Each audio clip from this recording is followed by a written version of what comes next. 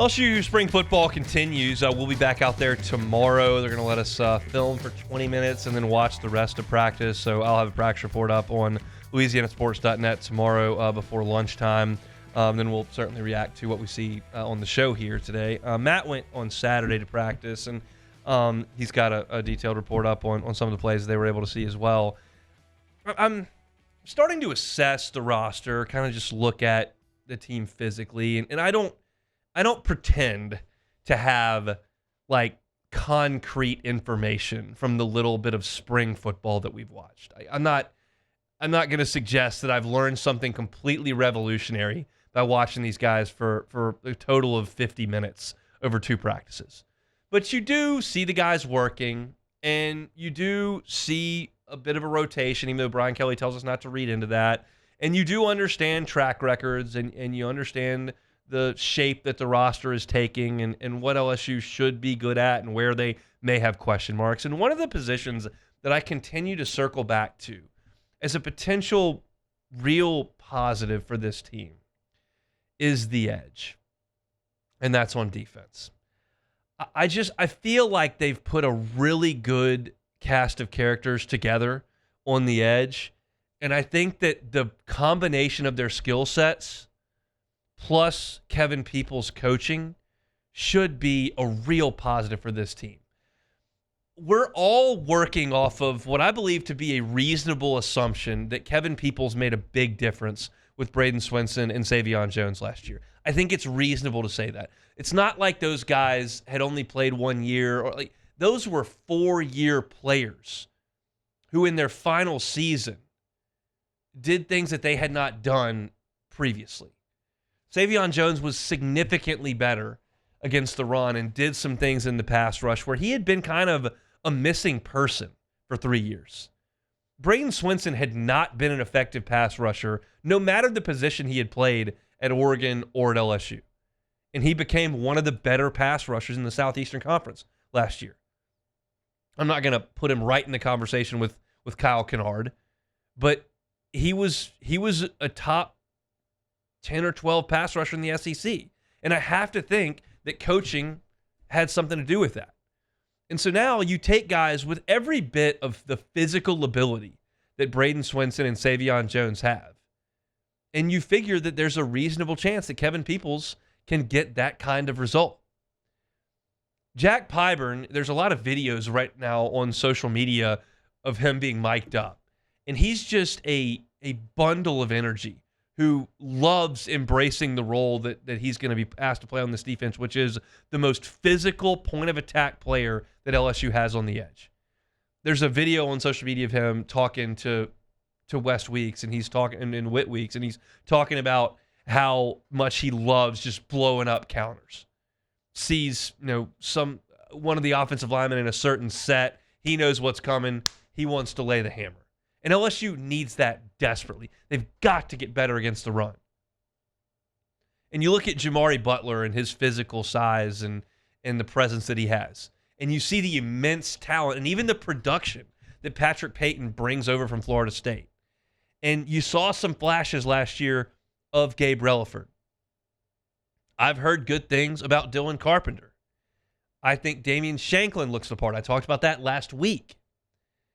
And so you start to put this whole group together, and you've got a guy in Pyburn that loves being physical at the point of attack. You've got a guy in Peyton that's been so productive as an edge rusher and a disruptor. And then you've got young talents like Carpenter and Relaford and Shanklin. And I think that competition and the skill sets that you bring into that room, I just feel like all that is going to blend together to be very, very good. And I think about last year when LSU beat Ole Miss. And I think about the way that LSU got after Jackson Dart in that game. They sacked him 6 times. And that's the way you have to close games against good teams. I think LSU's offense is going to score. I think they're going to be good offensively. The question is, can they get the stops they need to on defense? And one way to do that and to change games is to get back there, bend the edge, and make a play on the quarterback. Get that strip sack. Create that 3rd and 16. Get that drive stalled. And I feel like LSU's got the guys to get that done with people's tutelage. And if you can make life miserable on some of those quarterbacks because of your ability to bend the edge and rush the passer, like, you just have a much better chance of winning tight games late, of closing games out. And I think about a lineup in the fourth quarter that's got Patrick Payton on one edge and got Gabriel Relaford on the other edge, and it's got Harold Perkins in the game at the same time.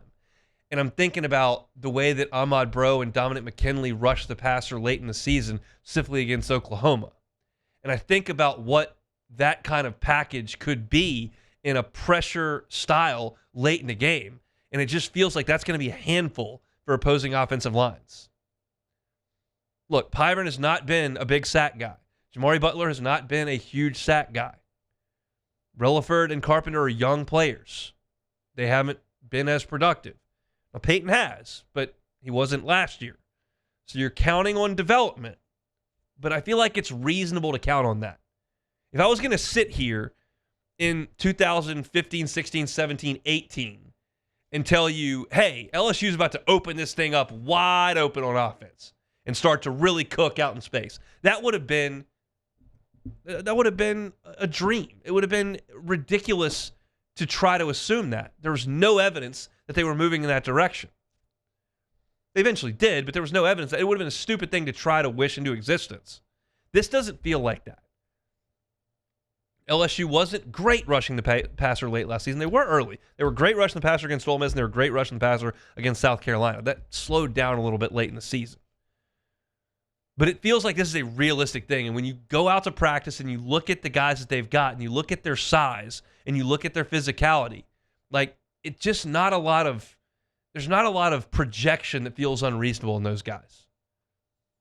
And if you can get big-time production from Pyburn and from Butler and from Relaford, and you can start to see, then all of a sudden you can know that the guy you've got coaching that position can get it done, and that's just going to continue to cycle these guys through because they're going to want to come play for a guy who's consistently taking talented players late in their careers and putting something special together that creates wins on the football field and then opportunities at the professional level. And we all think Braden Swinson and Tavion Jones are both going to have that opportunity here in the next month.